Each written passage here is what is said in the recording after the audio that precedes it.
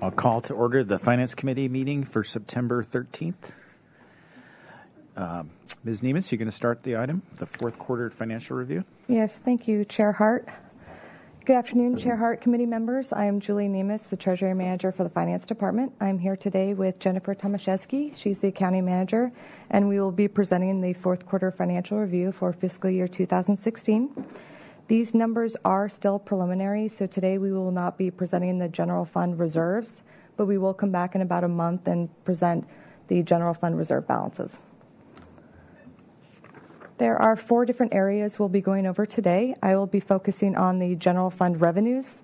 Ms. Tomaszewski will be focusing on general fund expenditures, enterprise fund revenue and expenses, and any proposed budget adjustments. So first I'll go into general fund revenues. The first chart is a summary of general fund revenues. As I mentioned, these are just preliminary results. We are still posting closing entries for the year, and we'll be coming back later in the calendar year to go and present the city's comprehensive annual financial report, which will have final results.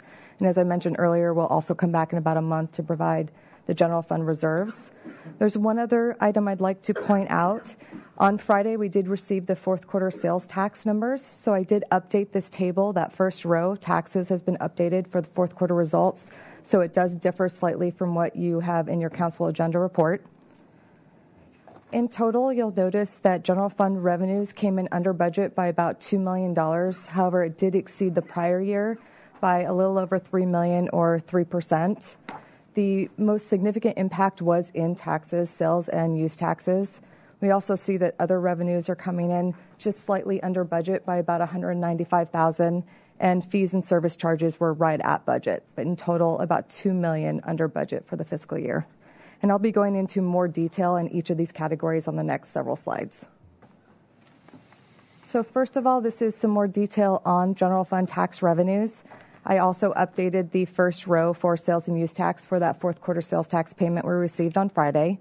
In total, you'll notice in tax revenues came in $1.8 million below budget for fiscal year 2016.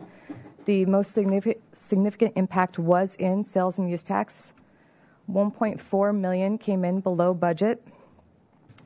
There are numerous factors that can impact sales and use tax. Some of these factors are things such as changes in gasoline prices, inflation rates, the strength of the U.S. dollar compared to other currencies can affect tourism, and the general state of the economy. Those are just some of the factors that we see. And some negative impacts with those factors did affect sales and use tax revenues for fiscal year 2016, thus impacting revenues compared to budget. As we mentioned at some of the previous quarterly reports, property tax revenues is the one area within general fund tax revenues that has been performing better than anticipated.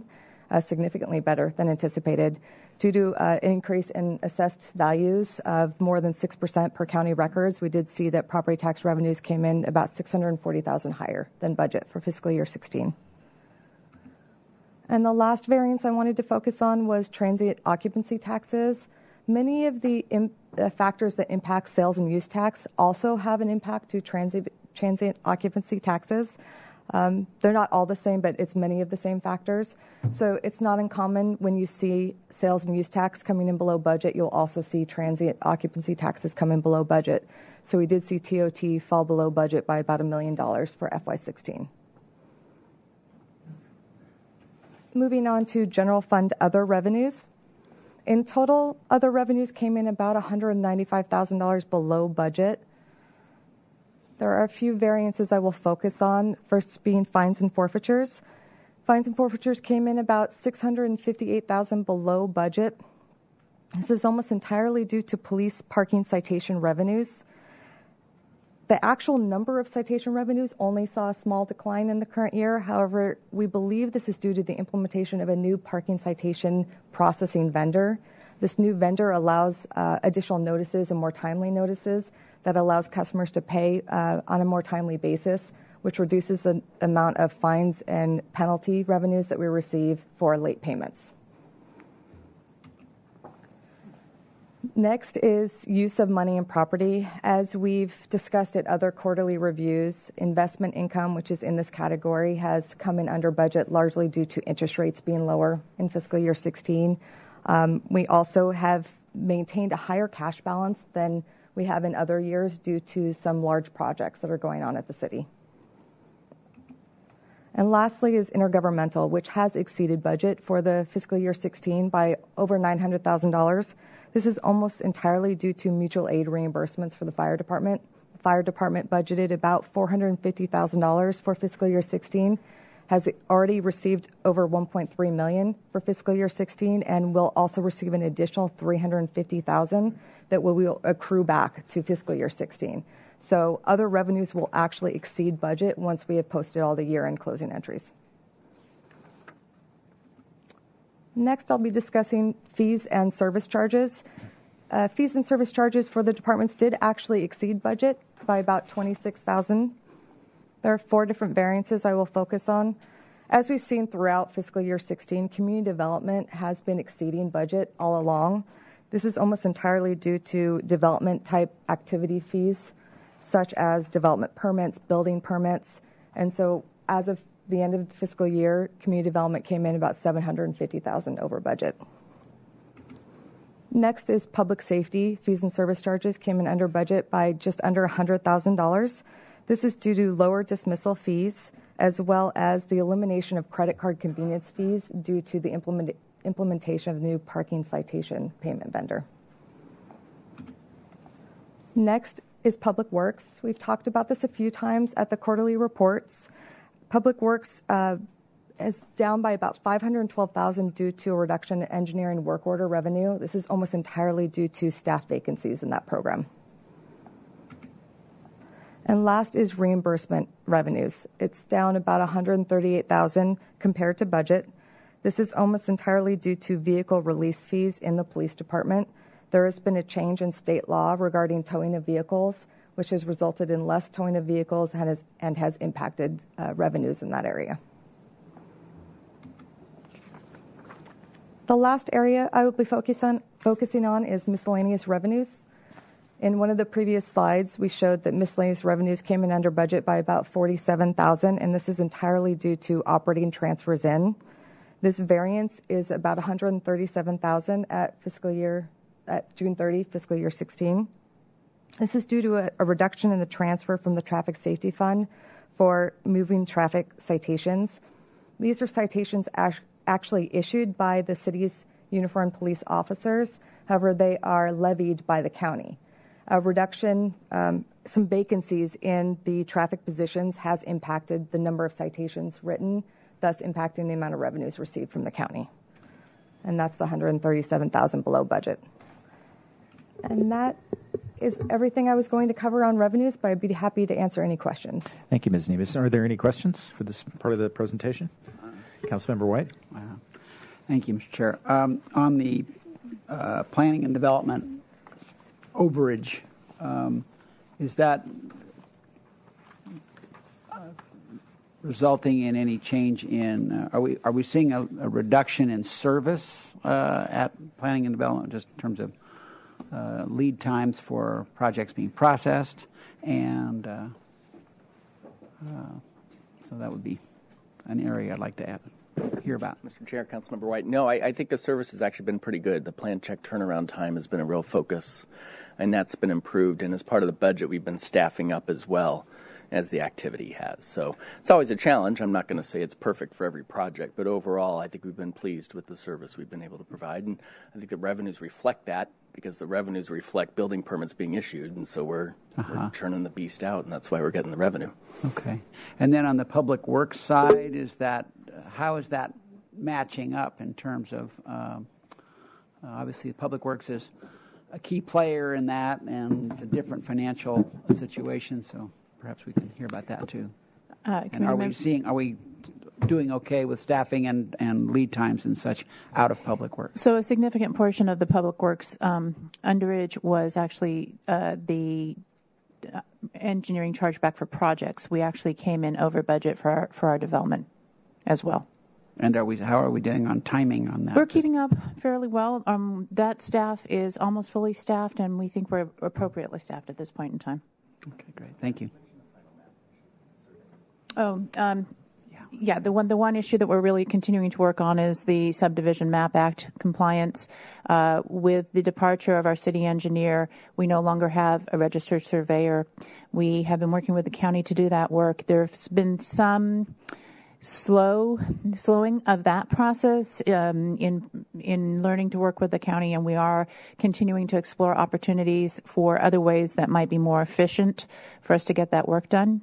But that's the only area where I think there's been some delay in our process. Yeah, I know that some cities contract out to private companies on that. Has that something that's been explored? We are exploring that, yes. Okay.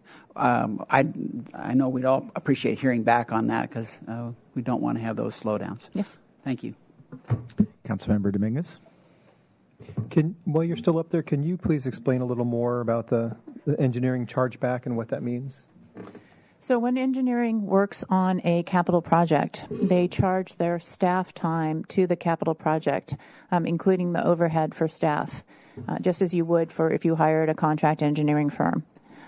So that revenue comes in, it's paid by the capital project, comes in as general fund revenue. Because we are short-staffed, and partly intentionally short-staffed, we're looking carefully at our workload as it relates to our staffing. That shortage in revenue is actually offset by a shortage of expenditures as well. So who does the work and when do they do it? The work is being done. It's just that we're matching the staffing to the work, and we haven't got as much staff as we had previously. So our budgeted revenues weren't met, but our expenditures are also not met, and our projects are progressing. So if I understand you correctly, so you get $100,000 from the state for a project. We're not hiring more people. We're just using the same number of staff. So therefore the revenue doesn't come in because we're not charging that to the state? I'm not sure that that's quite the characterization. It's more that we collect revenue to cover expense.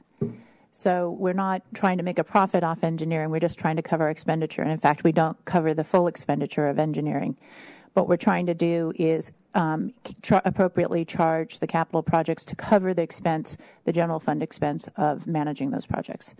Right. So what I don't understand is if you don't hire Jane to do the work, you're not getting the revenue, but you're also not having the expense. So shouldn't that be budget neutral? That's correct, but you're only looking at half the picture here. You're just looking at revenue currently. Next. I see. And then regarding permits, it sounds like community development had a spike in permit fee revenue. Has there been permit fee increases? Yes, Public Works permit fees also came in better than budget. Do you know about how much? No, and it's included in that number. Okay. Not enough to balance out this loss in revenue? About $150,000 over budget. And about how much of this, so the $500,000 that's shown here, how much of that is the loss of expected revenue from not having people do the engineering work? More than $650,000. So that strikes me as high because that seems like 3 or 4 people's worth of work.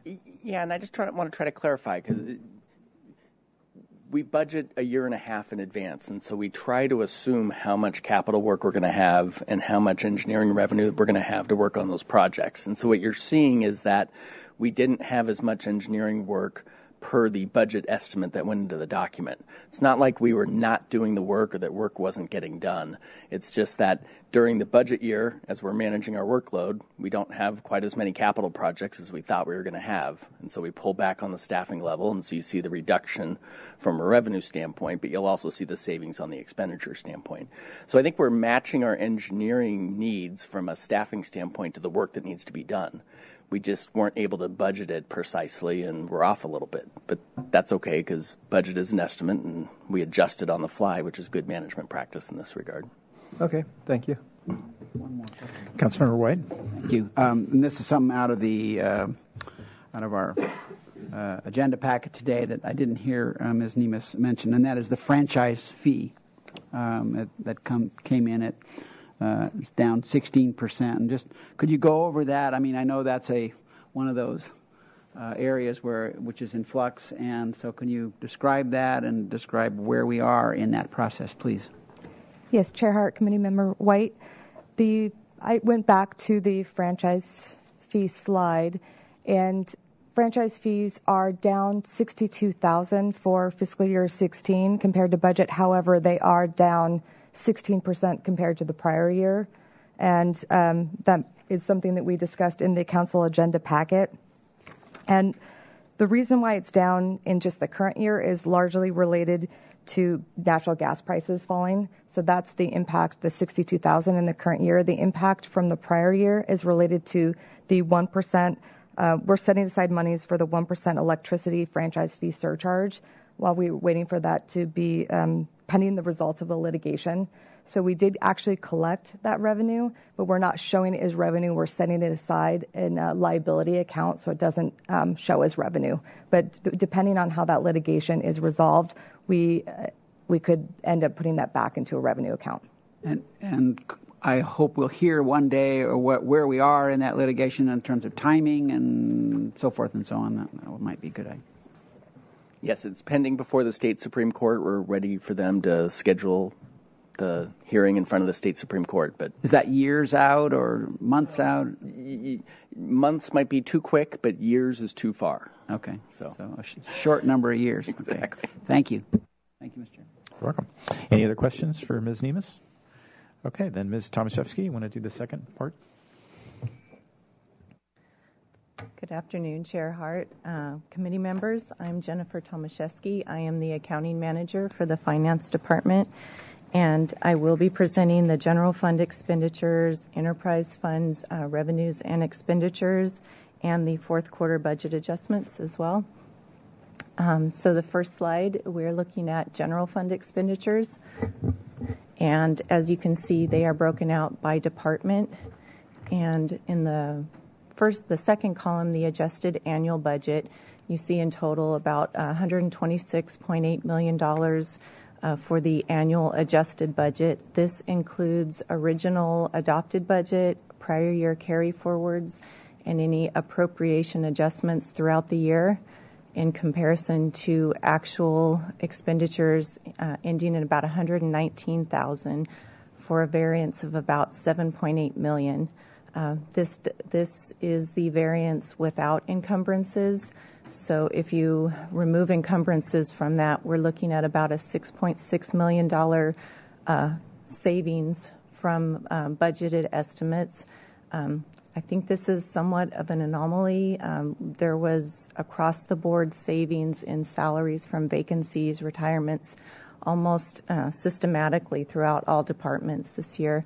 I think last year there was a substantial savings, but this was a fairly large amount.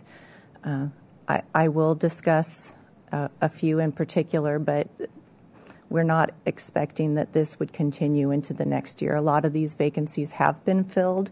There are still some out there, but we don't expect that this is going to be a pattern going forward. The first department would be police. They ended the year with about a $2.1 million savings. And again, this is the ongoing effect of the challenges in filling vacancies throughout their department. There was an overage on overtime, but this was beyond the overtime cost was offset well beyond the savings. On the fire, with fire, it's the exact opposite. They were over by about $715,000. This is mainly due to mutual aid activities. Typically, the department is conservative in budgeting for mutual aid activities, and we are aware, this was a high fire year. The department did receive well beyond the additional costs for overtime and mutual aid activities in offsetting revenues. And then lastly, Parks and Rec, again, they ended the year about $1 million over to to the good with a savings of about $1 million. And about of this $1 million, about a little less than 800,000 of that was due to salary savings. The other 200,000 is in services and supplies, and the major contributor there is water savings due to irrigation restrictions for the drought. So again, just to reiterate, the savings of $6.6 million, mostly due to salary and savings, or I'm sorry, salaries and benefits. Now I'm going to discuss the enterprise funds. And similar format, we've got the enterprise funds looking at the annual budget, again, adopted budget with carry forwards and any budget appropriation or adjustments throughout the year, and compared to actual, and then my discussion will be on the variances. These are explained in the narrative with much more detail, so I'm just going to hit a few highlights. The first fund I'd like to discuss is the water fund. As you see, water revenues came in almost right in line with budget. This is actually a combination of two factors. Water sales were below budget by about $400,000, but this was offset. This was offset due to water service buy-in fees due to large development projects, in particular the Entrada project and the old Sandman Inn location in the Upper State Street. Now on the expenditure side, there's a $5 million savings at year end, and this was actually a combination of several factors. There was a large savings from salaries due to turnovers and retirements, approximately $635,000 in savings. In addition, about $1 million in savings from water purchases, and this was a result of prior year credits that were received from COMB and CCWA. And in case you don't know, I had to look these up. I didn't know what they were. So CCWA, Central Coast Water Authority, and COMB is Kachuma Operation and Maintenance Board. So I think it's my understanding that there's a true up. They're paid based on an estimated budget amount, and then at the end of the year there's a true up, and that true up created the $1 million credit. And in addition, about a $1.6 million savings in services and supplies. And again, these are across the board savings. So, we tried to pick out some of the highlights, but the costs were down pretty much across the board. About $1 million in savings from chemicals and waste disposal costs for Ortega groundwater treatment plant. The department didn't have to change out the water filter media as originally planned, which created about $1 million savings. And in addition, with the vacancies, staff time has been diverted towards the drought effort, and this created savings from facilities maintenance and professional services. So similar to water, wastewater almost was very close to budget on the revenue side as well. And on the expenditure side, this was also kind of spread across several factors contributing to the $2.3 million savings here. Now, this does include encumbrances. So if you back out encumbrances, it resulted in about a $1.4 million savings. But very similar to water, wastewater had about a $350,000 salary savings from vacancies, and materials and supplies also had savings of about $635,000. A large contributing factor to that was a carry forward of over $200,000 from fiscal year 15 budget that was carried over and ultimately offset some of the fiscal year 16 expenditures. Let's see. In addition to that, the department did receive better pricing for chemicals, and with the hot weather with less rain, and they began using a lighter polymer. Therefore, there was less water, less waste, reducing the hauling costs. And then the last contributing factor here was for debt service savings. There was a budgeted FOG loan, which is fats, oil, and grease, and there was a principal payment that ended up not being, or they ended up not being required to pay it as a result of delays for the project completion. And then lastly, there was for the 2004 sewer bond payment, this was offset by dividends earned on the bond reserve of about $70,000. So as you see, there was a lot of moving parts to the savings that were created here. I'd like to next move on to the airport. And the airport, they ended the year with about a $413,000 below budget. And again, this was spread over several revenue accounts. Lease revenues from commercial industrial properties were down from as a result of some vacant buildings. There was a sale of property at Hollister Avenue, and the budget for High Sierra Grill was slightly overstated. In addition to this, commercial aviation revenue was down due to a mid-year reduction in parking rates that are paid by terminal employees. And then lastly, the MOU between the City of Santa Barbara and Goleta for the runway protection zone analysis was canceled by the City of Goleta, and this was due to grant funding issues on their end. And for the expenditure side, airports ended the year about $1.2 million below budget. And again, this is including about $500,000 of encumbrances. So if you back those out, they had a savings of about $770,000 at year end, and the majority of that was salary savings. I believe that they've filled quite a few of those vacancies, or they still have some outstanding at this time. Oh, sorry about that. Okay, and then lastly, the waterfront fund, they ended the year with a surplus of about $1.3 million. And the waterfront revenue, it's very driven by weather and economic conditions. This is the 5th year of an upward trend in the revenues.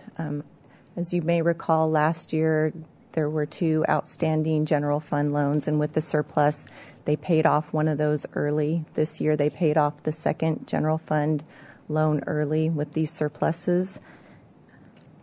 And the main contributing factors here were property management, which was up about $730,000 over budget, slip transfer fees, and cruise ships. They were all higher than original budget.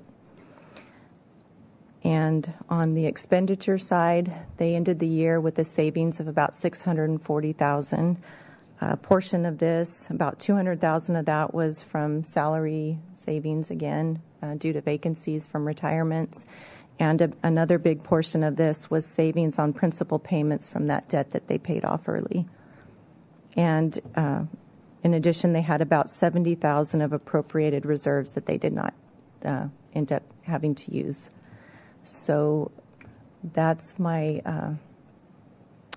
presentation for enterprise funds. I'll move on to budget adjustments unless you have any questions. Any questions for Ms. Tomaszewski?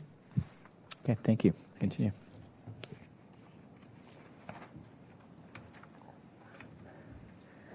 Okay, so I have about 5 slides of budget adjustments, which is a lot less than in other years or other quarters, so hopefully these will go a little bit quicker.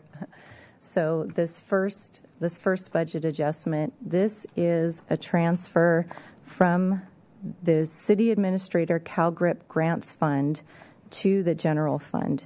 And what this is back in fiscal year 2010, the grant received about $18,000 over or more than they had budgeted for, and I believe it was an overpayment. And since fiscal year 2010, the department has been trying unsuccessfully to refund that money back, and the decision has been made at this point to transfer that to the general fund. The second slide, this is basically, this is a cleanup item. The city received, this is relating to the Police Grants Fund, in particular the Selective Traffic Enforcement Grant and the Avoid Grants. And in this case, the reimbursements were received in the Police Grants Fund, but the expenditures occurred in the general fund. So this is a transfer to align those. This third adjustment, this is to increase appropriations for mayor and council activities. In this case, the benefits for group insurance for the budget for fiscal year 16, they're based on the actual fiscal year 15 elections that existed at the time the budgets were being prepared. And since that time, there were a few changes to the elections for insurance benefits in 16, which created the budget. It ended up the budget was understated. So this adjustment increases those appropriations to cover that group insurance cost. And the last budget adjustment on this slide, again, this is due to the high fire season. The fire department experienced higher than anticipated mutual aid expenditures relating to those costs of providing the assistance to other locations within the state. This adjustment appropriates the additional budget needed to cover those costs incurred. And just a reminder, when fire sets those budgeted amounts, they do tend to look at historical trends, and they usually tend to be very conservative. So as the mutual aid activities increase, typically what fire will come back with a budget adjustment depending on the activity for mutual aid. So on the next slide, this first budget adjustment, this is relating to the Affordable Housing Fund. And in this case, the Affordable Housing Fund lent $300,000 to the Coalition for Homeless Shelter with terms that they operate a shelter for 15 years, and at which time the loan would be forgiven. In this case, the terms of the loan were met, and the loan forgiveness has already been approved. This is just a cleanup item to remove the loan from the books. The second budget adjustment, this is to the Supplemental Law Enforcement Fund program. It's funding that pays for a portion of a police officer position, and typically when the budget is set, it's based on a 3-year rolling average of prior revenues received. And in this case, this year for fiscal year 16, additional revenues were received, which will allow the department to pay additional costs, a higher portion of one of those police officer positions. And this last budget adjustment, this is actually the other half of the adjustment I just discussed on the last page for the police grants funds to align the revenues and the expenditures.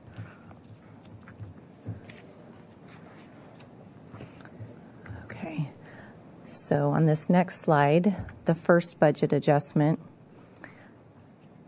this is a budget adjustment to transfer about $10,000 to the Streets Capital Fund, in particular the Bridge Preventative Maintenance Project Phase 2. The cost came in slightly higher than originally estimated, and the department requests that the funding be used from the Streets Grant Capital Fund from the Bridge Preventative Maintenance Program. Now, it's my understanding that it's a mouthful that the program is less restrictive, and the funds are typically used for routine operations and maintenance, and to supplement city match when required for capital projects. Therefore, the department requests that the $10,000 be moved to Phase 2 of the project. This next budget adjustment is a request to move $50,000 from overlays to the Gutierrez Street Bridge Replacement Project.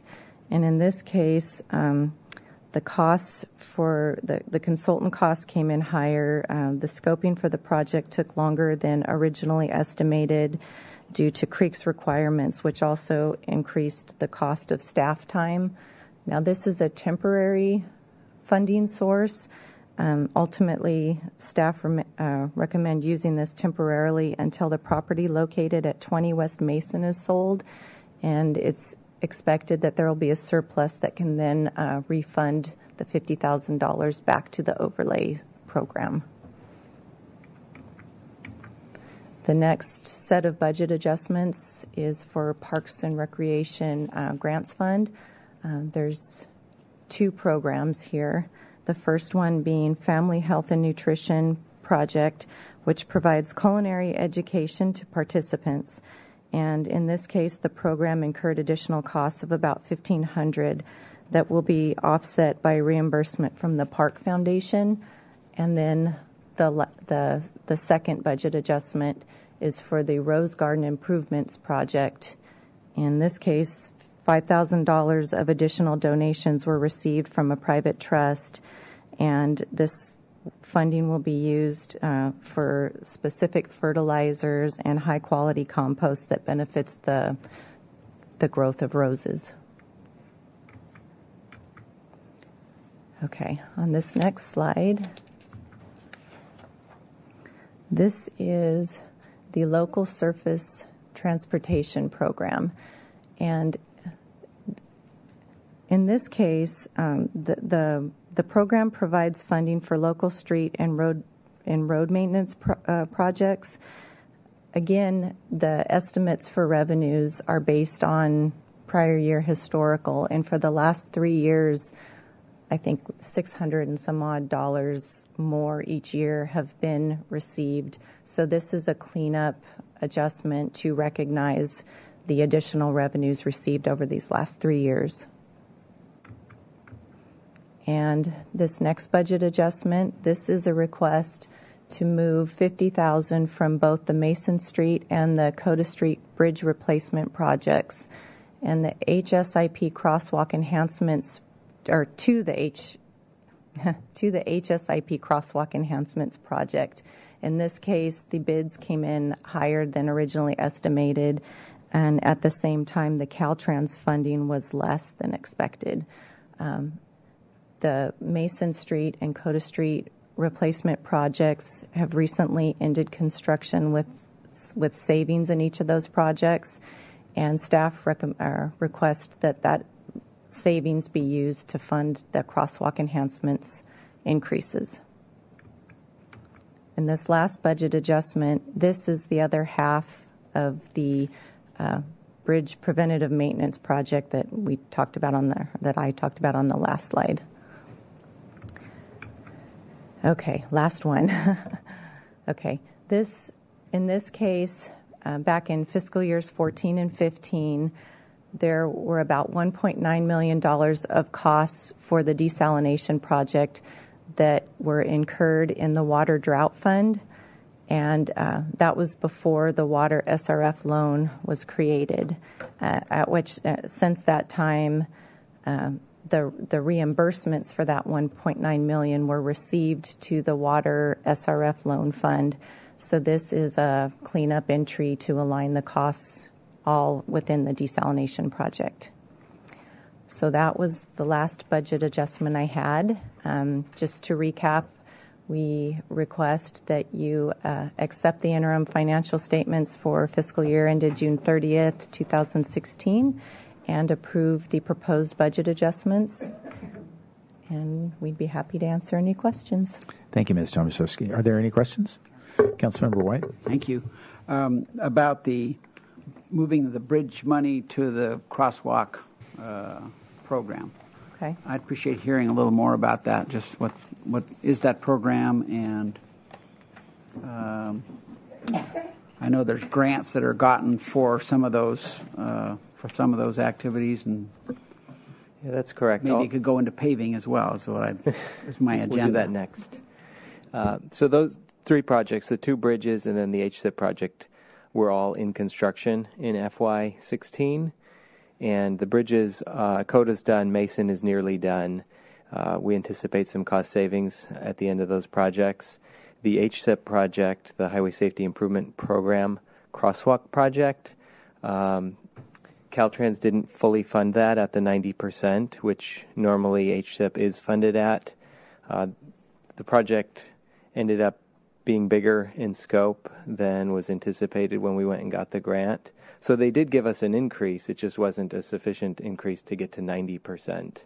So this... Refresh our memory of what that project is. Yeah, so that project, I believe it was at 4 different locations, perhaps 5 actually. Like Salinas Street and that one there? Or? No, so on De La Vina, or actually on State Street, just above where State and De La Vina meet at Calle Lorales, there was a improvement there right near Mackenzie Park. Okay. That was part of the project. That was one of the biggest components Curb of the project. extension. Curb extensions, Okay. flashing beacons.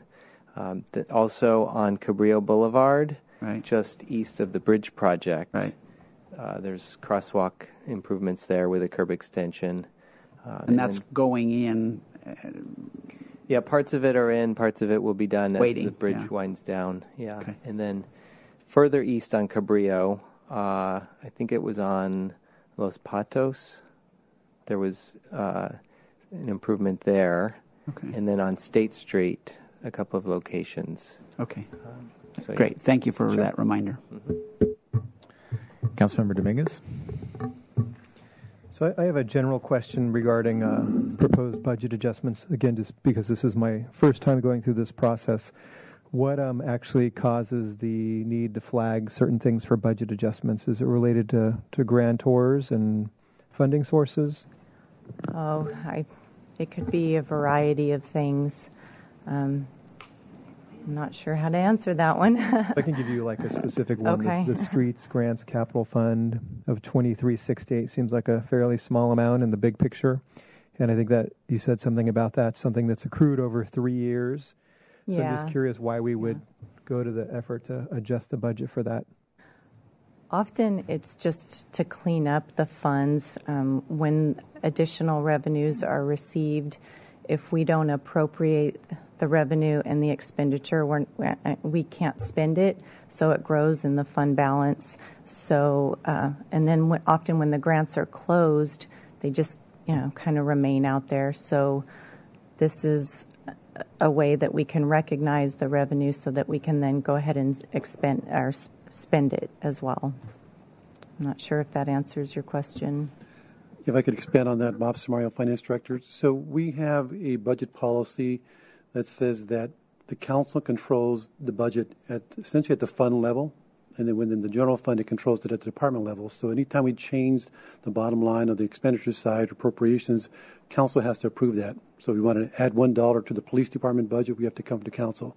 So oftentimes these things are driven by the fact that we have either new revenue sources or a need to spend more money or change how much authority we have to spend money. So if we get $10,000 more in revenue, the only way we can spend that money is to come to council and get appropriation authority to adjust the budget so we can spend that money. So a lot of times it's those kinds of adjustments. If we're moving money from one source, from one fund to another to help offset an increase in a capital project, because we're affecting 2 funds, the bottom line, we have to have council authority to move the money from one fund to the other. Even though it's a couple $1,000, it requires council approval because it affects the appropriation of that fund, total appropriations. Okay, so it's sitting there in the bank account.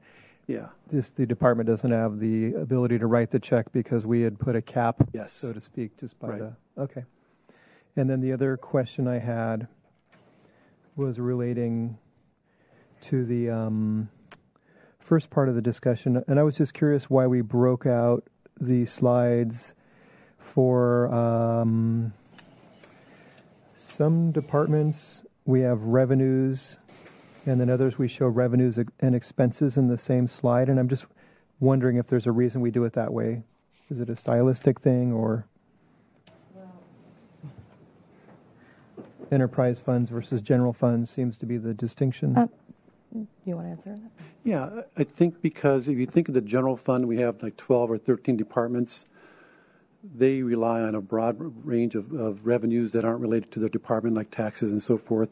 So we kind of break those out. Expenditures are kind of independent of the revenue picture, whereas enterprise funds, they're sort of self-contained, so their revenues all go toward their appropriations. So we kind of like to show the two together in one place to kind of see what does the budget look like and what are the actual results look like when you compare revenues and expenses, because they're all within the same fund. You don't have that same case in the general fund because departments are relying on non-departmental revenues or taxes, for example. Okay. So general fund departments are responsible for their spending, but not necessarily for their revenue. Yeah, they may generate revenues of their own, but largely, like police, they're largely dependent upon tax revenues to support their operations.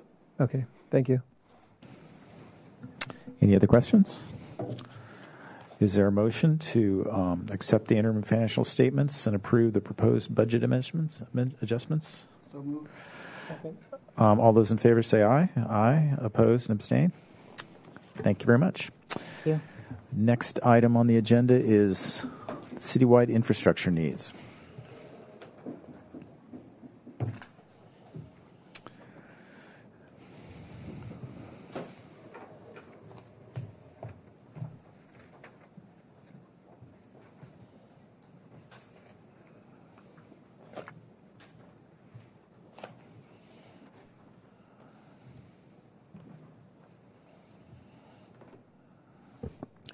Okay, thank you, Mr. Chair and members of the committee. Bob Samario, Finance Director. I am here with Brian DeMore, City Engineer. So we are going to, this is a continuation of the discussion on infrastructure financing. This is largely a response to questions we got the last meeting or in previous meetings. Our expectation is that we would wrap up this kind of series of presentations to the Finance Committee, and we would next go to City Council with recommendations. So our goal is hopefully to get to some recommendations from Finance Committee today. So what we're going to do is we're going to talk a little bit about some information regarding sidewalks. Some questions were asked about that, the cost and so forth to fill in those links. We'll recap for you the capital improvement plan to give you a sense again of the scale of this unfunded liability. And then the last three items are in response to specific questions we got about property transfer taxes. What are other agencies doing? What could we do? What is it? And so we'll talk some about that. And then one of the things that was raised before was the idea of borrowing against some of our revenues, specifically Measure A revenues. So we wanted to give you a status on that, where we're at with that. And then lastly, we were requested, I think, from Committee Member White to at least take a look at our major revenues in the general fund and compare those to other agencies across the state. So we'll show that. So with that, I'm going to turn over to Mr. DeMore, who will talk about the first couple items. All right. Thank you, Mr. Samario. I just have a couple of items here. I think I'll be pretty quick with this and then turn it back over to Bob. But on the sidewalks, the follow-up information, hopefully this will be responsive to what was requested the last time we were here. And we've just got 3 exhibits, and it shows, this first one here is showing in that kind of pinkish color all of the missing sidewalks throughout the entire city. So within all of city limits, $200+ million. And so you can see a lot of that in the Riviera, but also the San Roque neighborhood is missing quite a bit of sidewalk. And I think it's recognized by staff and by the committee, because this has come up before, that a lot of that's probably not in the near term or even midterm plans for construction. So then we looked, trying to carve that out into something a little bit more realistic. And so this next exhibit shows the all missing sidewalks within the grid, plus key corridors that are outside of the grid. So you'll see, like Las Positas has some sidewalks shown there, and I think San Roque as well, San Roque Road, not the neighborhood, and some other locations outside the grid. So that carves it down to a little bit more tangible number of $30 to $40 million. And then I know it's also been discussed at this committee, what's the cost to do the missing links, the little gaps that are missing. And so this exhibit, you can barely tell because these links are so short, but this was all locations within the grid that are less than less than 200 feet in length. And so that roughly $4 million. Hard to say exactly without going out and looking at each location, but it gives it a pretty good ballpark.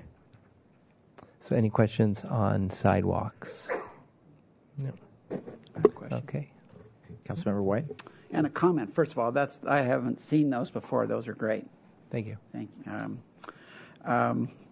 And that is, what about the sidewalks that are in failure, or the issue of replacing existing sidewalks, and where does that fit into? That's another area, obviously. Yeah, so the need to maintain the existing sidewalk infrastructure that we have, that's been more what we've talked about when we've been here before and thrown the numbers out. And I think I do summarize that in one of the next slides when we get into the overall CIP program. Yeah. So summary of capital improvement program needs. This just kind of goes back and reflects upon what's been done over the last few years. Looking at the capital improvement program first, which was a 6-year window.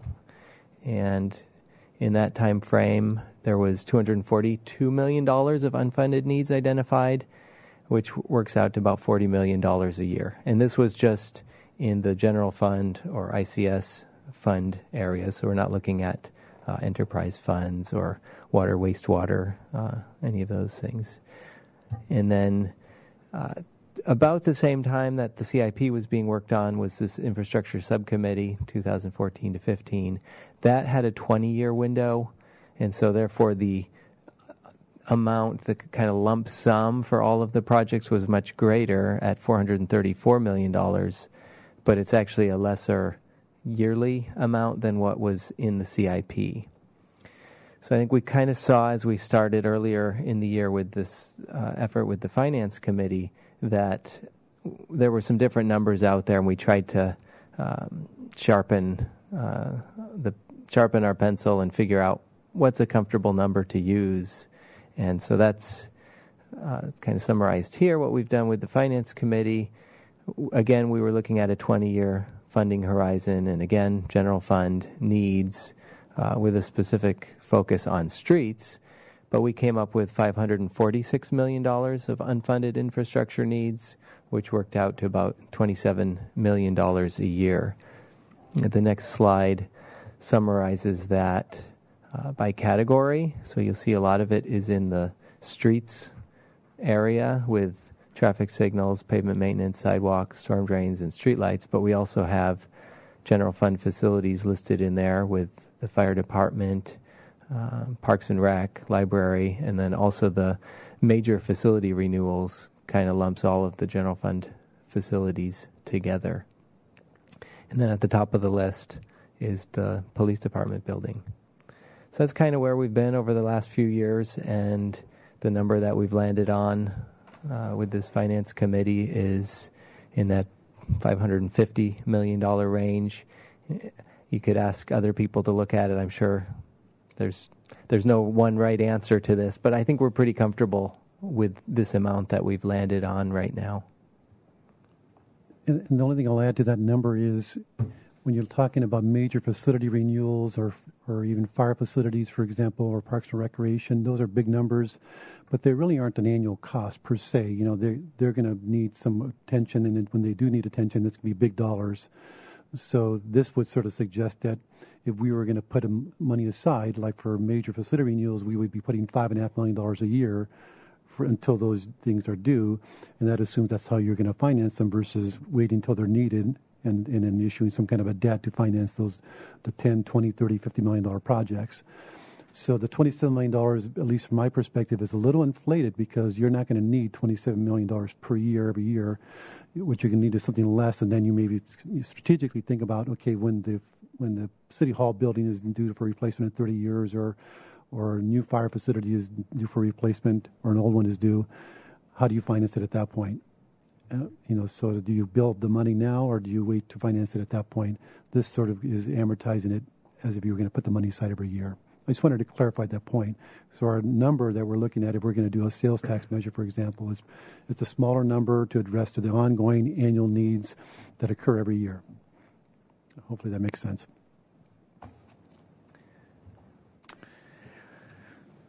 Mr. DeMora or Mr. Samario, want to continue? So we'll continue on with some information that was requested regarding property transfer tax. So property transfer tax is something that is authorized by state revenue and taxation code. It's section 11911. It is different than what typically we agencies have. Almost every agency has what's called a documentary transfer tax. That's what we have. We do not have a real property transfer tax, even though our municipal code, if you look at it, it refers to, it is titled real property transfer tax. It's a different code section. It's, again, it relates to this, this documentary transfer tax. That DTT is set at $1.10 per $1,000 of value. That's statewide. It's consistent statewide. And it is split between the state and the county. We get 55 cents of that, or half of that. For us, it represents about $775,000 a year we get, but we don't have a real property transfer tax. What's interesting about the property transfer tax is that it could only be imposed by charter cities. It's not something that's available to general law cities. It's not considered to be a property tax, and therefore it's not subject to Proposition 13. And a lot of agencies did impose or establish these property transfer taxes after Prop 13 because they had this little loophole associated with it. And charter cities specifically can impose taxes without any state authorization or legislation that authorizes that. So since Prop 218, or prior to Prop 218, a lot of cities did sort of go ahead and implement those without any kind of voter approval requirement. But since Prop 218 in the mid-90s, voter approval is still required. But still, only charter cities can impose a property transfer tax. And today, out of the 108 charter cities statewide, 25 have implemented that.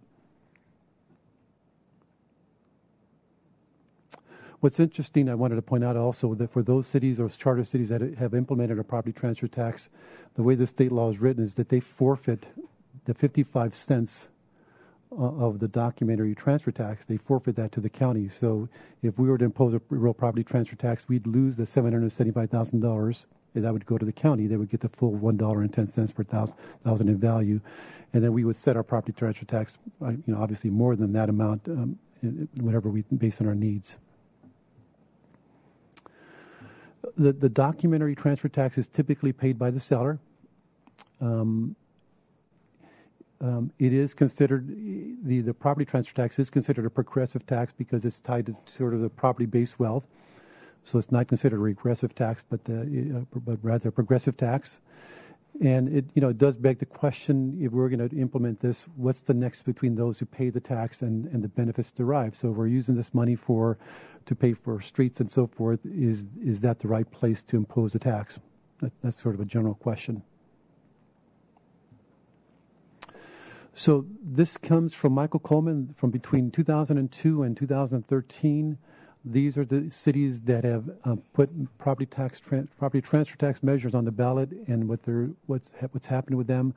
I think they were all general taxes, so none of them were special taxes, so they required just a simple majority. You can see that 5 out of 11 passed, so 6 didn't pass.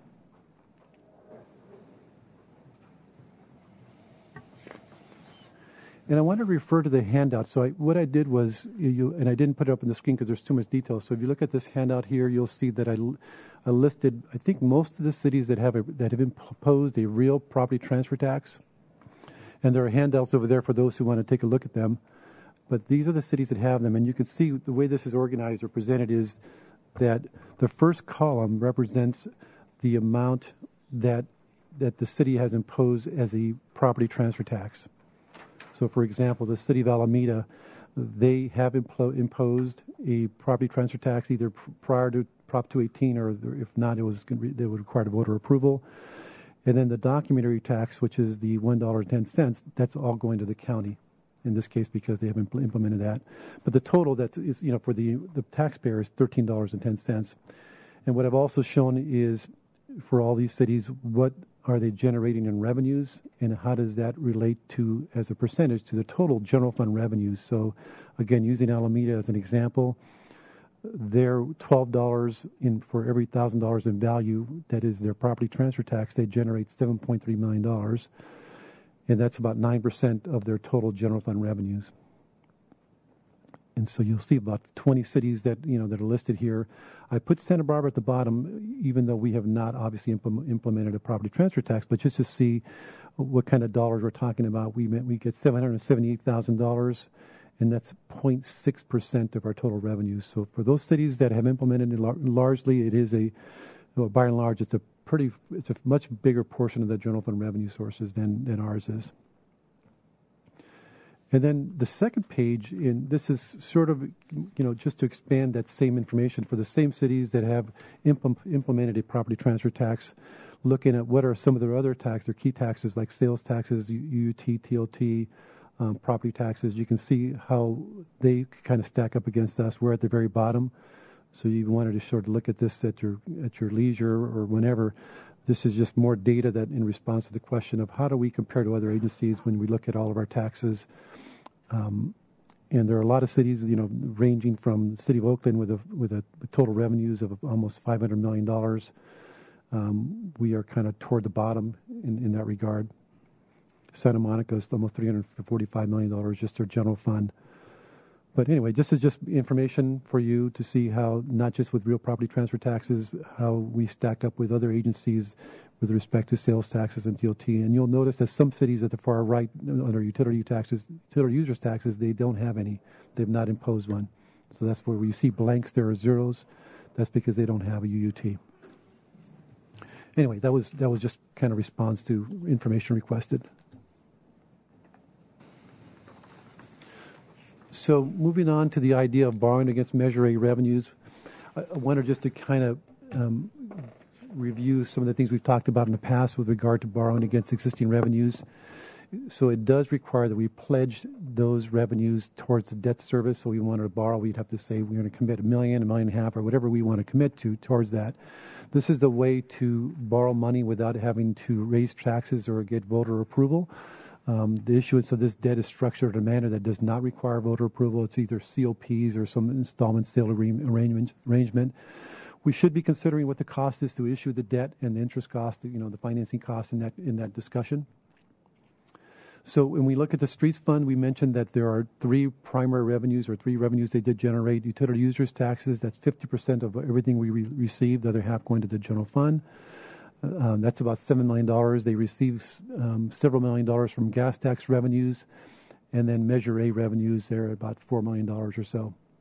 So we could carve out and dedicate a portion of these revenues toward debt service, and we also have to consider the coverage requirements, because anytime you issue debt, you have to provide 25% or 30% or some amount above the debt service as a cushion to the investor. So what you're essentially doing under this approach is you're converting ongoing revenue stream to a one-time funding source, and then you're committing that ongoing stream to just repaying the debt. So, for that reason, there should be a strong and compelling argument for taking this approach, because you're basically committing a revenue stream for over a period of time and bringing it all up to current year. And again, there should be compelling arguments for doing so. And we talked about, one compelling argument is that if you have this infusion of capital, that it will save you over, long term, because of the fact that you have some sections of your roads or some roads that are on the brink of falling to a certain level of disrepair, that they cost more money to bring it back up. And I'll talk more about that in a second. But the other consideration is, for ongoing costs, you want to consider, are the financing costs, how do they compare with the expected cost of labor increases? So if you think that labor increases are going to be in the 3 or 4% range and your financing costs are going to be less than that, then it makes sense to go ahead and borrow against that.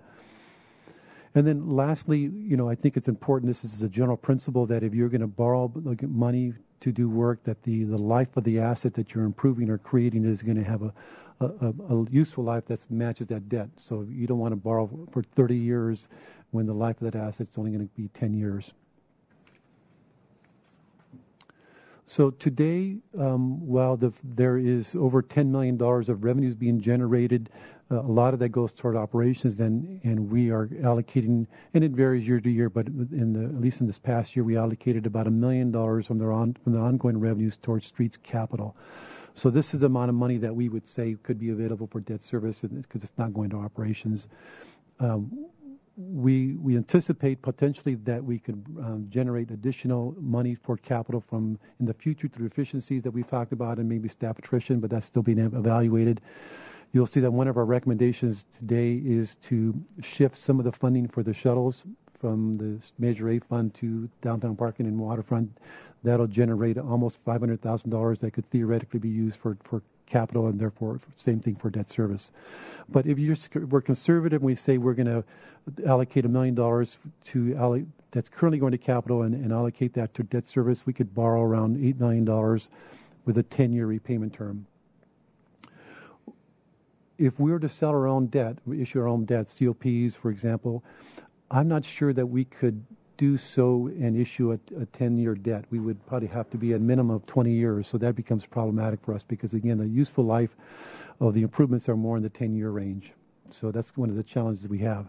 But we looked into that some more, and coincidentally, we ended up talking to staff from SB-CAG, and it just so happens that they are looking to sell bonds themselves to do for the final phase of the 101 widening project. And they're looking at selling over $100 million in bonds. And they suggested that we could participate in that. And basically, they would, if we wanted to borrow, for example, $10 million, they would just increase the size of that debt issue, and then the proceeds would come to us. And then we would have almost like a separate agreement with them for where we can repay them. And they believe that it would be possible, and I confirmed this with our own financial advisor, that it could be structured so that we could repay them over a 10-year period, even though they may be selling 20-year debt or term bonds. So we think this is a good option for us because, again, because we would be aligning that repayment term with the approximate useful life of the improvements that we would be spending the money on. We would really have either reduced or no issuance costs, depending on what our agreement is with SB-CAG, because they're going to be, of course, incurring those costs, and they may allocate a portion of those issuance costs, bond counsel, financial advisors, and so forth. But because of the economies of scale, our share would be very small. And again, although we would see some loss of flexibility because we're losing that ongoing revenue stream, because it's only 10 years and we are aligning the useful life with the term of the debt. And plus, we're not using it all. We think we have more money available in case of emergencies to respond in that regard, that we think that borrowing against Measure A is a good thing to pursue, at least through SB-CAG. So our recommendations today is, and we didn't talk about it in the slides, but we've talked about it in the past, that we recommend to council, the committee recommend to council that we make the shift in funding for the shuttle buses, that we shift it from Measure A to the downtown parking fund, and their share would be about $301,000, and then to the waterfront fund, and their share would be about $174,000. And it would be essentially starting immediately with council's approval for the remainder of the year, and then an ongoing basis. And so this year we'd be looking to save about almost $500,000.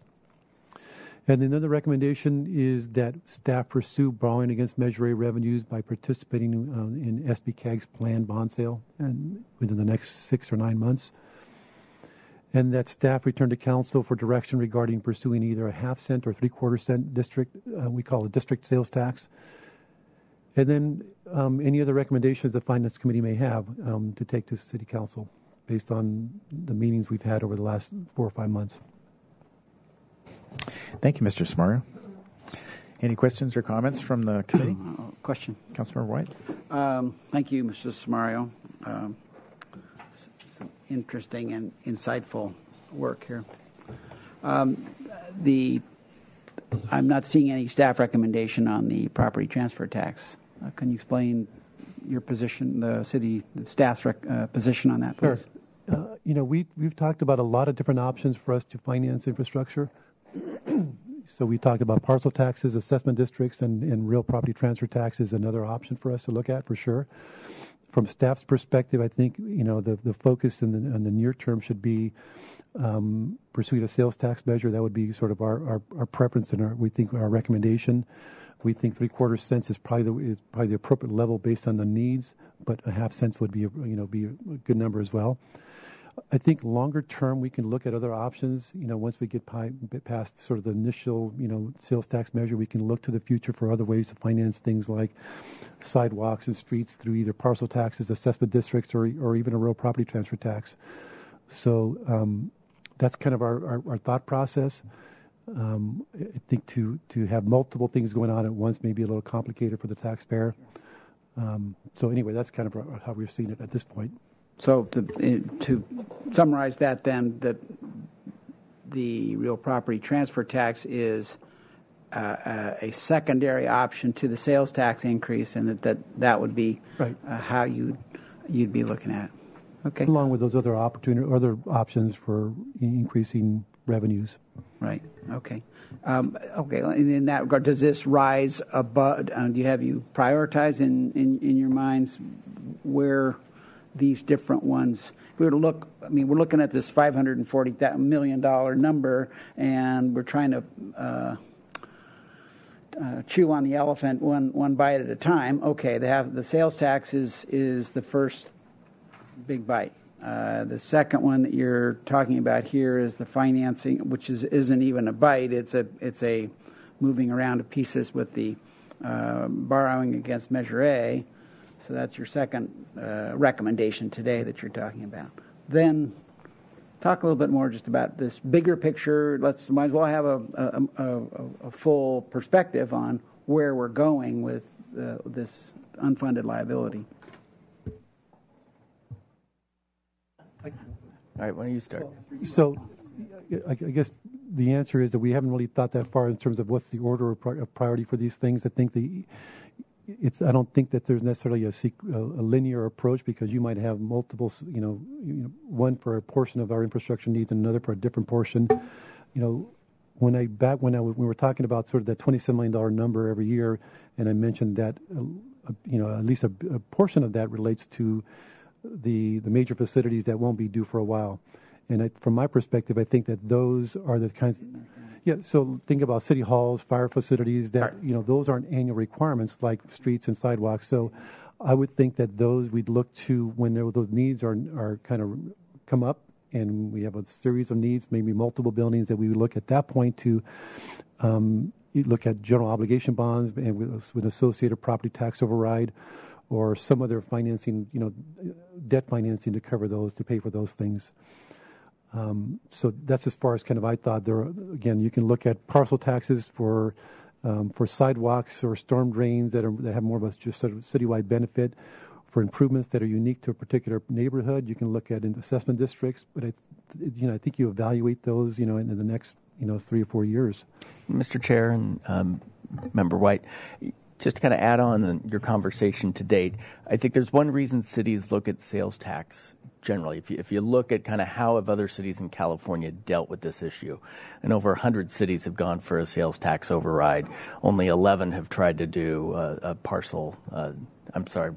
The property transfer tax. There's a reason for that. One, I think the sales tax is spread most broadly, so that everyone's participating, including as a tourist city, the tourists are participating in a sales tax. And so there's, I think, it can be argued that it is a regressive tax on lower income people. It is also spread the most broadly for an issue of streets and basic infrastructure that is a very broad issue. Property transfer tax is very focused on individuals. I think political reality, you'll probably get stiff opposition from the real estate community on a property transfer tax, that's why you saw half of them fail. Only 11 have tried and half failed. So it's just not a very successful model to be pursuing. And then from my perspective, I think I've always kind of held out the possibility of a property transfer tax as a way of dealing with affordable housing. It's been discussed in this community before as kind of a direct nexus of this disconnect of affordable housing and very expensive real estate. And is there a way to kind of create a funding mechanism. So I'd almost, if you were looking at that revenue measure, in my mind, it almost seems like there's a better community argument to be made that if you're going to pursue that sort of revenue, that it went towards some sort of housing measure as opposed to a streets and roads. Then an overall strategy, again, I think a sales tax measure we will continue to support as staff. We have for a number of years now and still think it's a good option to consider.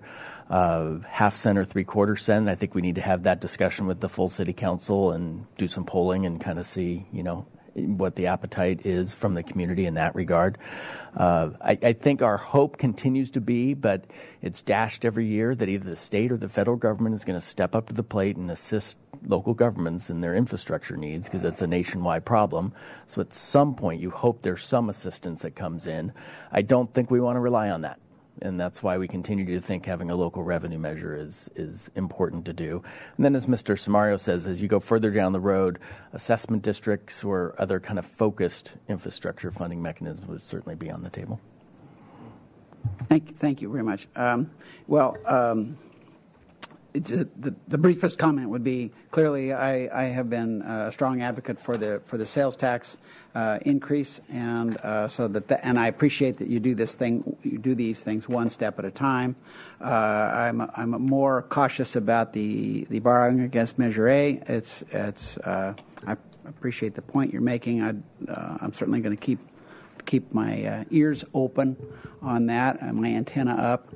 I think we need more revenue rather than using up our existing revenue source. Although I appreciate the point, matching up borrowing to improvements that are going to crash. So I appreciate the argument there. I do think that the sales tax increase, obviously the half cent is where we went a couple of years ago, and that's for me a slam dunk for my support. The 3/4 is a bit of a stretch. I like apportioning out taxation to various stakeholders. That's kind of and philosophically, I feel that that's a fair way to go. And obviously the polling is a critical issue there, as well as what polls we found last time that the half cent polled well enough to be a good prospect. I don't recall what the 3/4 cent, whether there was even there wasn't polling on the 3/4 cent. So just for the comment portion of this, that's definitely, we need to move forward with that piece for next year's election. That's critical, and it's plenty for this city to absorb in terms of managing. Either is it going to be the new police headquarters that would come out of that? That was the plan of 2 years ago. Obviously, that's not a mandatory thing, but it's a good idea. So those are, in short, my comments. Thank you, Mr. Chair. Councilmember Dominguez. So I have a couple of questions. Mr. Samario, on the spreadsheet you gave us, first of all, how is this sorted? I'm trying to figure out, did you use one of these columns? It's not sorted. Okay. I was getting a little confused there. San Mateo, that 5%. So is that 50 per $1,000, or do they use a different? It's a different approach. So it's just 5% of the total value. So if it's $1 million property, they're paying 5% of that? Right. Okay. So the total per $1,000 there, that should be $165? Yeah, I think the 115 is sort of probably inaccurate, but. And basically, I'm trying to figure out why our number, our $1.10, is so much lower. So the 55 cent in column 2, that's half of the $1.10. The other 55 cent goes to the county. Right. So the reason is, having Santa Barbara here is a little bit awkward, probably inappropriate. I just wanted to show you mostly the dollars we generate. So because we don't have a property transfer tax, we just have the documentary transfer tax. We get 55 cents, and so does the county. And so the total countywide is $1.10 per $1,000 in value. The other agencies where they implemented a property transfer tax, the city would forfeits that 55 cents, the half of the document transfer tax. That goes all then to the county, so the county gets $1.10, and then the city would get whatever they established their property transfer tax at. So like Alameda, they established it at $12 per $1,000. So they're collecting $12 on a $1,000 value. The county is getting the documentary transfer tax of $1.10 on that transfer or that sale. Okay, so it looks to me, just kind of eyeballing it, the median's around $3 to $4.50. So about half the cities are charging $3 or more, and about half are charging $3 or less, somewhere in there. So that would be something for further discussion. I'd like to see maybe means and medians. The other question I have, so on the next page you show our total sales tax, and what percent of the sales tax that we're currently collecting goes to the city? 1% is so the sales tax has different components, most of it going to the state, but the 1% of that is what's called the Bradley Burns portion, and that's the local portion. So every city gets 1% of that. And then if the city imposes any additional sales taxes, like they're called district taxes, like Santa Monica, for example, has, then they would get those additional amounts. And then to the extent that a county may have implemented a countywide tax like we have for transportation, then that's added, and of course the city would get a portion of that. So this 22,311 figure, that's roughly 1%? That's our 1%. It doesn't include the half cent our share of the half cent to Measure A revenues, because that's a separate fund. That's a separate revenue that goes into doesn't go to the general fund because it's restricted. So that's just the 1%. So, for example, if we were to implement a half cent sales tax, we can just take 50% of that and add to that number. That's approximately what we would get. We would get $11 million on a half cent sales tax measure, and $22 million about 17 or $16 million on a 3/4 cent sales tax measure. And about 5.5% then on a 1/4%? Right.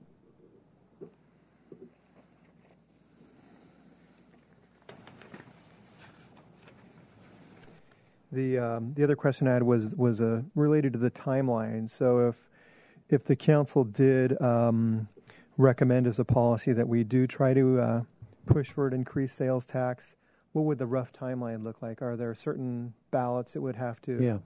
Do you have already? Committee member Dominguez. So it would be for the November 17 ballot.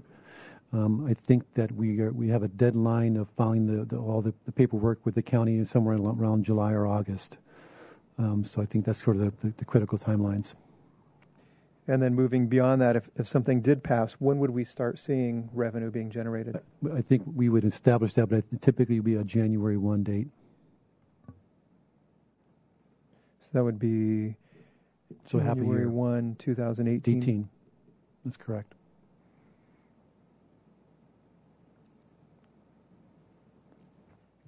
If I could just flesh out that timeline a little bit more, which is why we're kind of encouraging the Finance Committee to move a recommendation forward, is we need to educate the other 4 council members. You've done a great job digging really deep over, I think, 12 Finance Committee meetings, and we need to bring the rest of the council kind of up to speed, not in as same detail, but a good amount of detail to get their arms wrapped around the issue and the financials.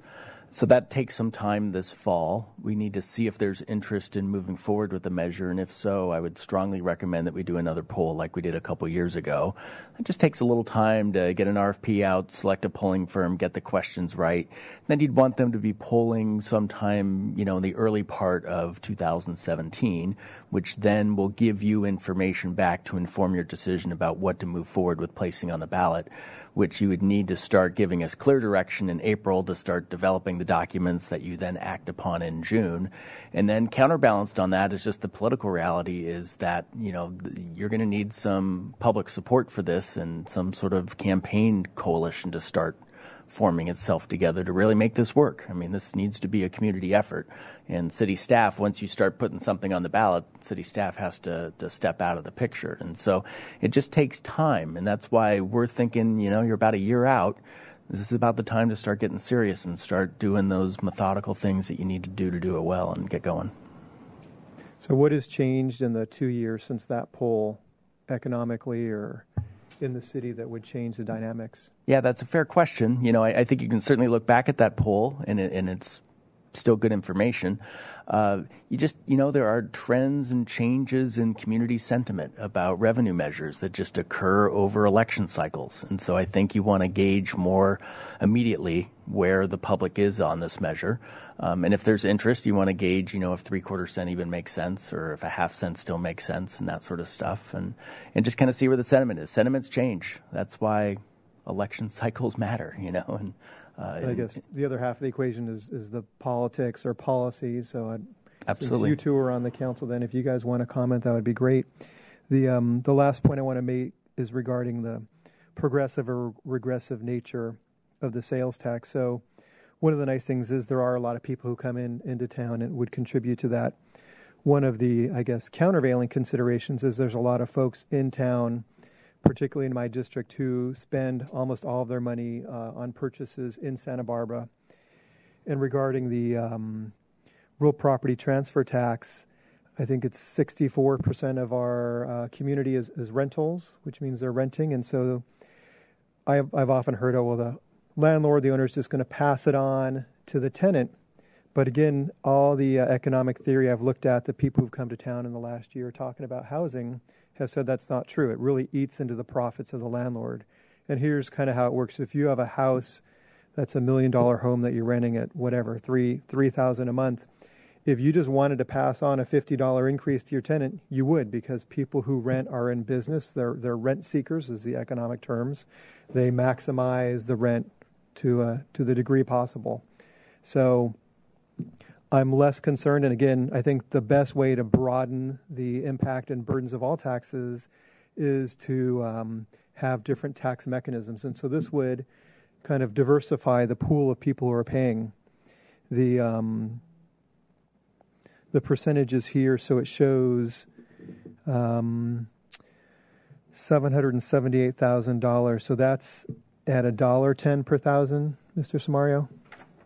55 cents. So if we did something like Mountain View, Palo Alto, Vallejo at $3.30 per thousand, then that would generate 3 times that number, approximately. 6 times. 6 times that number? Right. Because we're only getting the 55 cents. So do you have your calculator handy? Let me see if I can just do this. And I just want to compare this to the... 4 million plus. So that's approaching a 1/4 cent sales tax, which we said was about $5.5 million. Right. We would lose the $778,000. So we'd have to take that off the top. So it'd really be times 5. So it would be so a little under $4 million. 3.3. And I'm just conceptualizing this to understand what the implications would be if we chose certain taxes versus others, or did an a la carte menu. So if we did a 3.3 per $1,000 property value, that would be approximately 3/4 of a 1/4 cent sales tax. So if we were talking about, if I understand correctly, the sales tax that was talked about 2 years ago was a 1/2 cent. So if we supplemented a 1/2 cent with this, that would give us 11 million plus about 3.3 million, assuming these numbers extrapolate well into the future. Okay, that's all the questions I have. Thank you. Councilmember White? I apologize. I forgot to comment on the property transfer tax, which, of course, I had raised as a topic. So it's important to me, and I appreciate the work. I think this work is very revealing. First of all, I think as the comment that Mr. Dominguez made, or the term used of a la carte, I do think, and staff kind of alluded to that direction. I don't think we come in with this as well as a sales tax increase on the same ballot. I don't think that's a good idea. I think that the real property transfer tax is a good idea. I don't share the staff's view about it going toward affordable housing. I think that there's an interest-based way to tackle this with the land-owning community, that where they're getting something for it that isn't just affordable housing. They're getting streets, sidewalks. They're getting stuff that's a return on investment. This is one of the neat things about this city has been the huge return on investment that landowners have received, or do receive, by investing in this community, and that this property transfer tax, which is, I mean, we're talking about a 1/3%. Is the kind of I think that's useful to look at too. Is that that's the kind of number we're talking about, and I appreciate Mr. Dominguez is sort of looking at, well, where's the sweet spot on this. I agree with that, somewhere in that range, and I see it as being infrastructure money that then we have an easier time, less difficult time getting it approved if there's a self-interest element to it that the land-owning community can see. So I don't think that this should go with the sales tax. I think it's a really good research, and it's something for future councils to look at as an augmentation to our revenue stream. So thank you for the work. I think it's really it's good work. And I appreciate that it's a controversial one, and it's harder to get these passed. But still, it's half. It's half the folks do pass it, and that's not terrible. Councilmember Dominguez? Yeah, I think that makes sense. The timing you're talking about, having it potentially phased in or later on, because if we do have some relief from the state, then it might mean we wouldn't even have to touch this.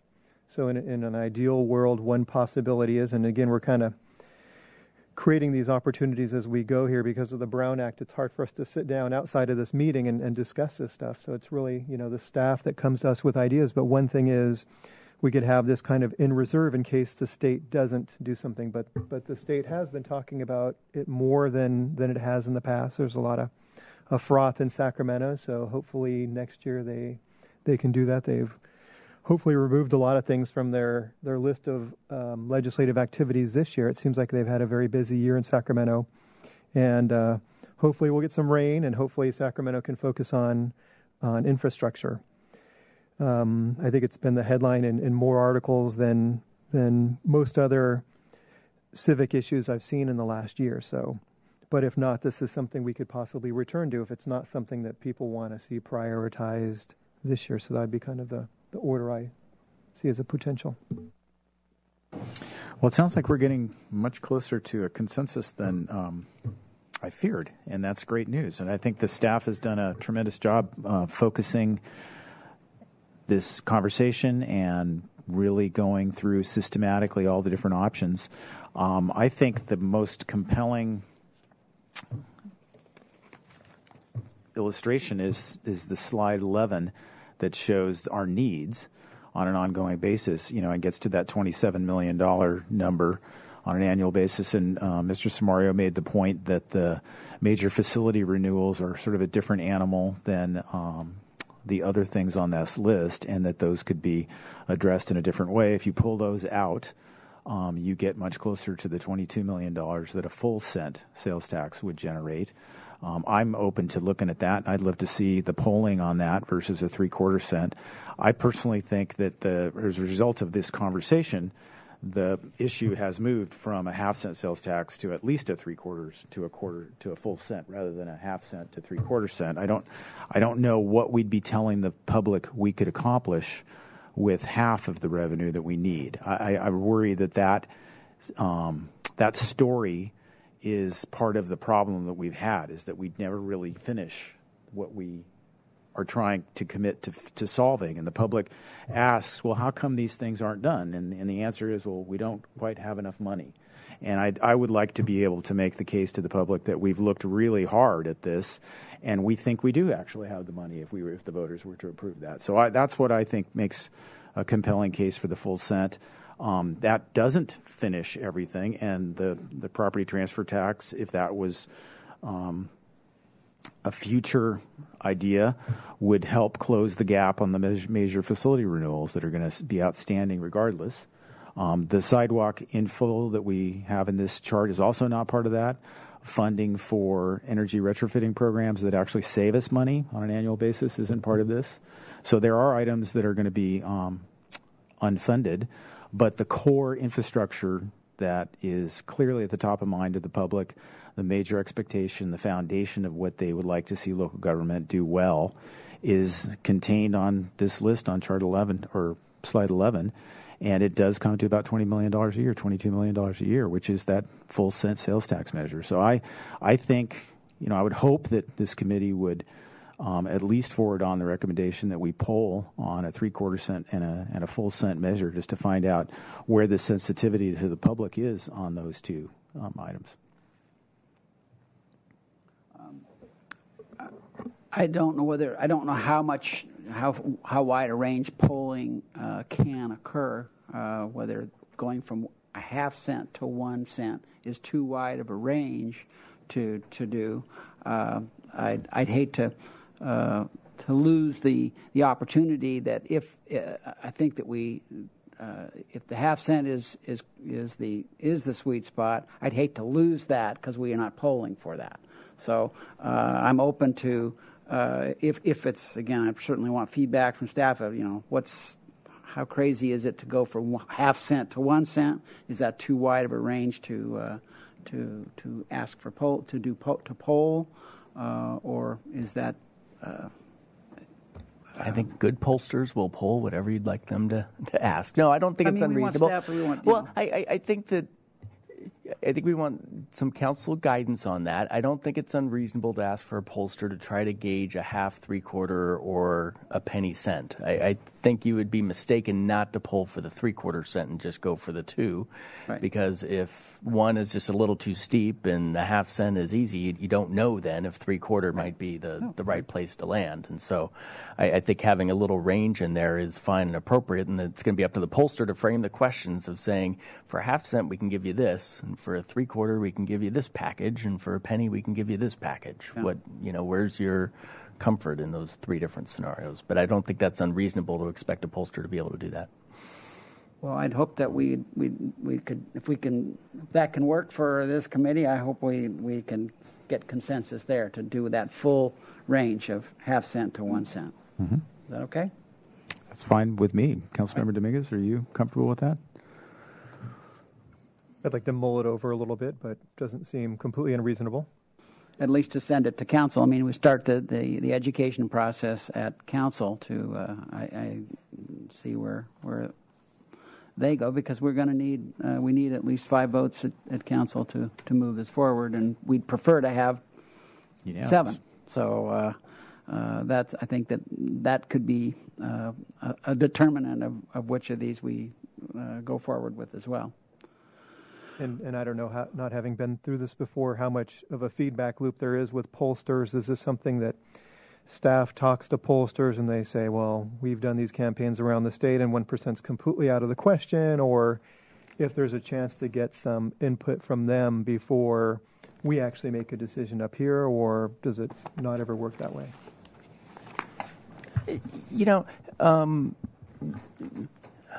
There are a number of communities that have a full cent sales tax measure on the ballot this November. Exactly. So it is not out of the question at all. In fact, I think it's probably, if you were to trend, it is trending toward the higher numbers than the half cent measure. And the city of Santa Maria in this county has a half cent additional sales tax measure that their voters passed a number of years ago for additional public safety improvements. Down in Ventura County, the city of Ventura currently has a half cent sales tax measure on the ballot now.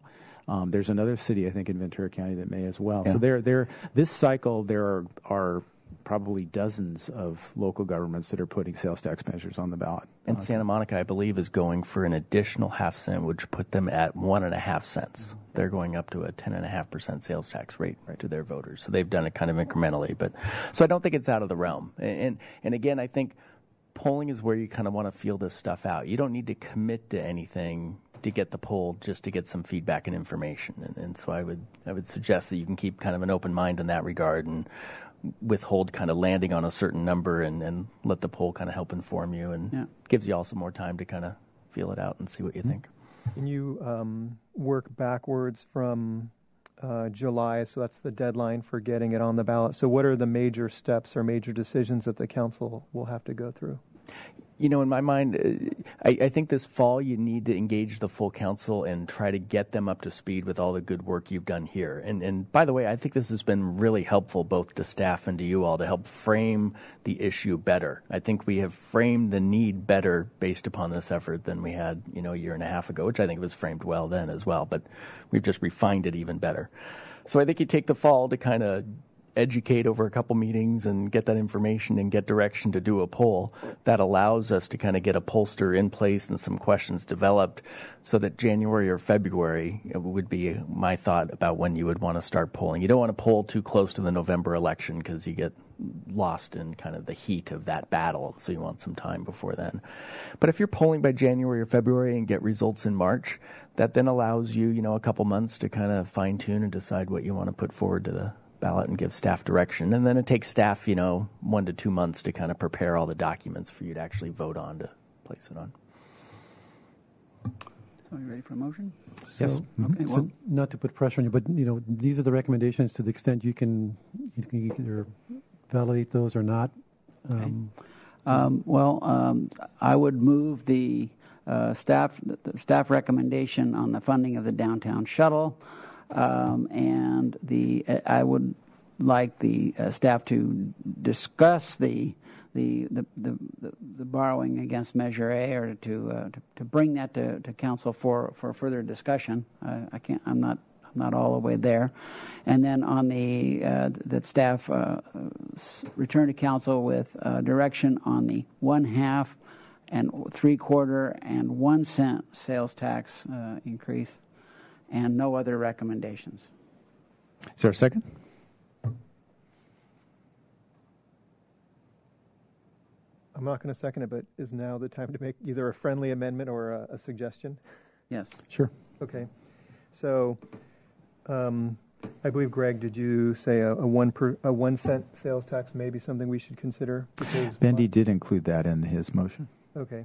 So I would just broaden it to say a 1/4 cent up to full cent in the discussion, just to leave all our options open. I think that probably becomes a pretty big range for the polling, or is that? Yeah, so that works. I think you're saying both the same thing, because I think from a tax standpoint, you have to do in 1/4 cent increments. And so if you say from a half to a penny, that includes a 3/4 cent. Or he's if you saying say a quarter, 1/4. 1/4. Saying 1/4. Oh, you said 1. 0.25. Oh, I'm sorry. And again, it sounds like the council will eventually fine-tune this even more, so this just gives it the broadest range. Is there a reason in particular that you're wanting to consider a 1/4 cent, since that would be so little revenue in comparison to the need? Just because if we have this RPTT and potentially development impact fees also in the discussion, I just want to have the fullest latitude to fulfill our needs. I thought our discussion was getting to the place where we sort of saw this as being competitive in a way, that we weren't considering the property transfer tax at the same time as the sales tax measure. So, and it sounds to me like what you're describing is a package of different funding sources. Correct.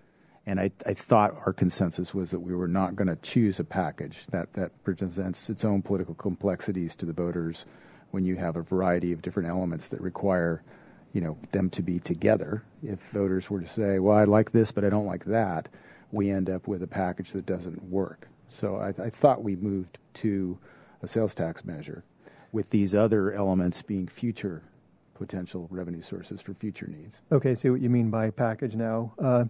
Less of a package, more of a menu, so that we're discussing a whole list of things, but at the end of the day, we might only choose 1 or 2 that complement each other well and disperse the impact in the most broad possible fashion.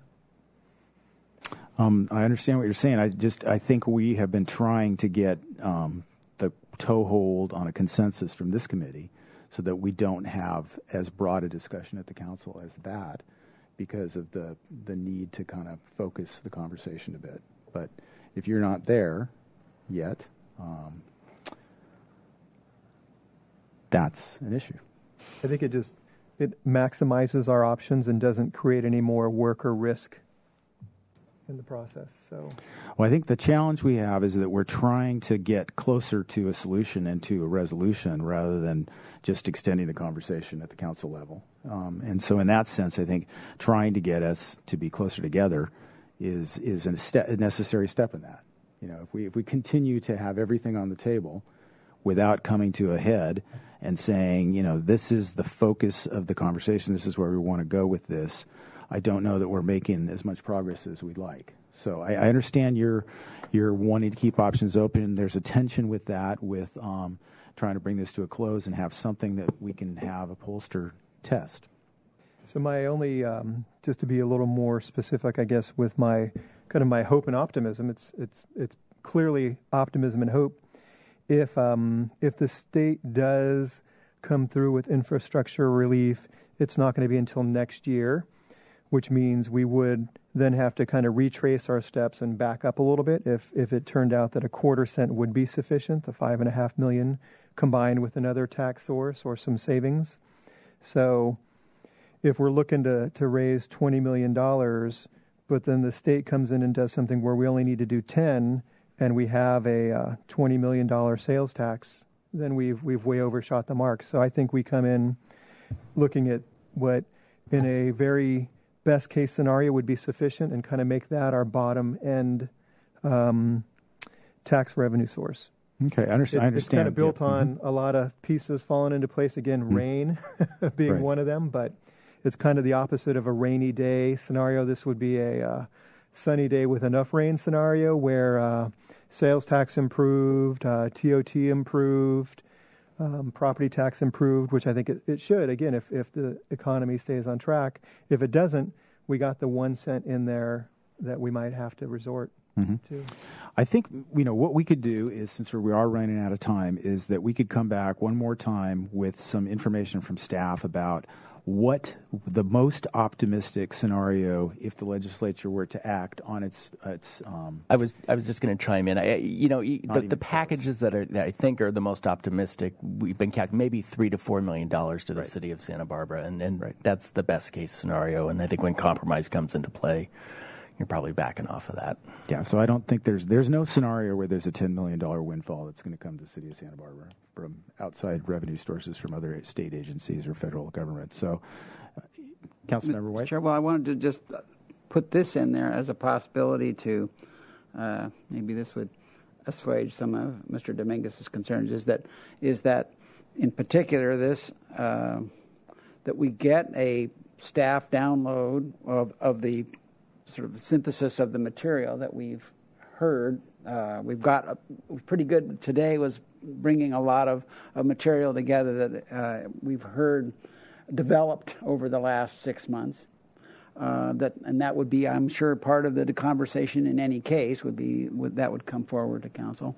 That this is brought in as here's another piece of information that was developed for this committee. For this particular iteration, Finance Committee is recommending that we take the first step with the sales tax, and that other steps would be looked at in the future, but that the first step would be the sales tax proposal.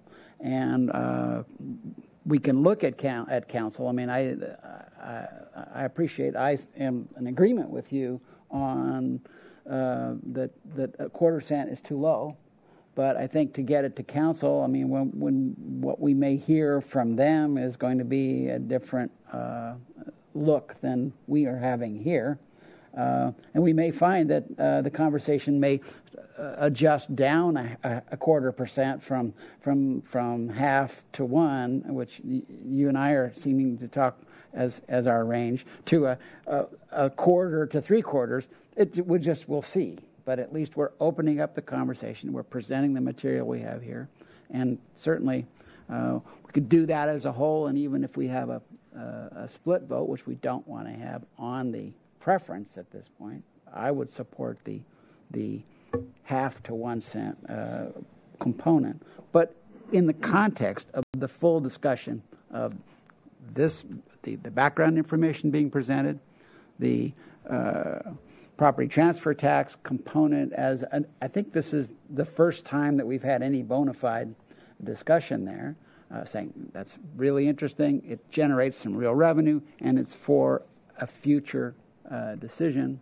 And then the sales tax is on the table as front and center, teed up for the next election. And we have a range of views on here, starting at a quarter and going to 1.